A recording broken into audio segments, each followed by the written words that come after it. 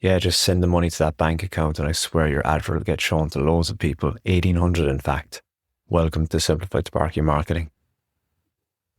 A member came to me with a bit of a predicament about an opportunity to advertise in this local suburb magazine. And I thought about this and I was like, this is actually a great podcast to put out, just more so to protect yourselves again, to not fall into these silly traps that are out there. Okay, so the backstory of this is it's a suburb in Sydney's inner west. And I'm actually, whoever's listening to this may have signed up to this because I'm surprised that the people that have. But this is the reason why you don't know why, or you don't know how to background check these actual things. One of their pitches to get people in was it would land into 1,800 inboxes. I'm not too sure was that weekly or monthly. I'm sure it is weekly.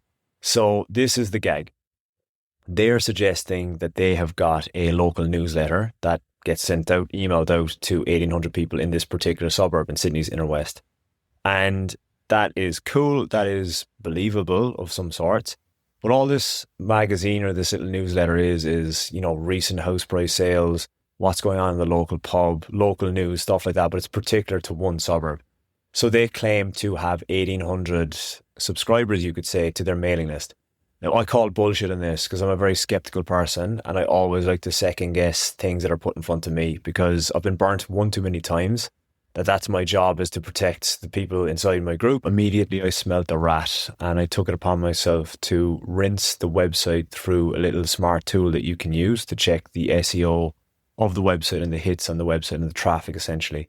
So what this does to me is prove that their model is getting traffic, it is getting hits on the website and it is getting subscribers. Because if you're getting 1,800 subscribers, that is a lot of subscribers. So that would be, that even if that was like a 25% conversion rate, that would be for every 4 people that land on the website, one of them would sign up. Now, what I did was I rinsed this through the tool and it gave me some very interesting insights. It flagged that the website was only really launched in February.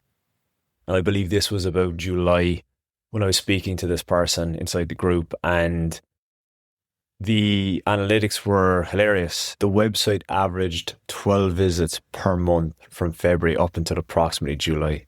It equated to 50 hits on the website grand total.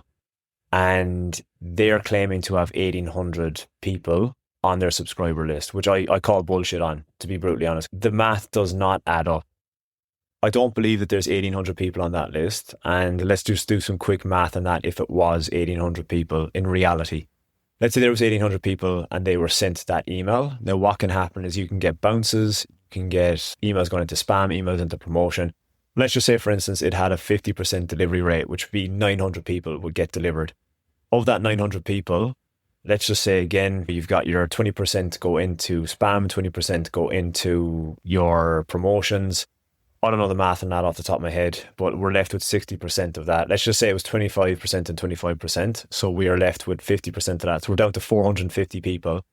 And that might sit in their inbox right in front of them. And unless you've got a very intriguing headline, that email may not get clicked and opened. So you may get a delivery rate, but now you mightn't even get an open rate. So that might get whittled down again to so many. So this is what I'm speaking about, is like, they said it gets opened by 1,800 people. If someone tries to pitch something to you cold like this, odds are there's something amiss with it. And I want you to take this strategy and remember this, because if you ever get approached by someone cold, in particular, again, SEO mobs, they will consistently reach out to you promising you the world, and they don't have one client under their belts that they can actually reflect to you and have that client back them. Some do, the good ones do, and the good ones will show you. But this is what I'm saying, is if something's too good to be true and cheap, there's a reason behind it. Ask to see the actual analytics. Ask to see, jump on a Zoom call. Have a look at their analytics. Ask to show their email open rates, that they can prove in this instance that is the truth. Always question before you hand over that hard-earned. That's it for this week. I will be back in Sydney next week, where I won't have to shout into my laptop. I'll have a microphone. See you next week.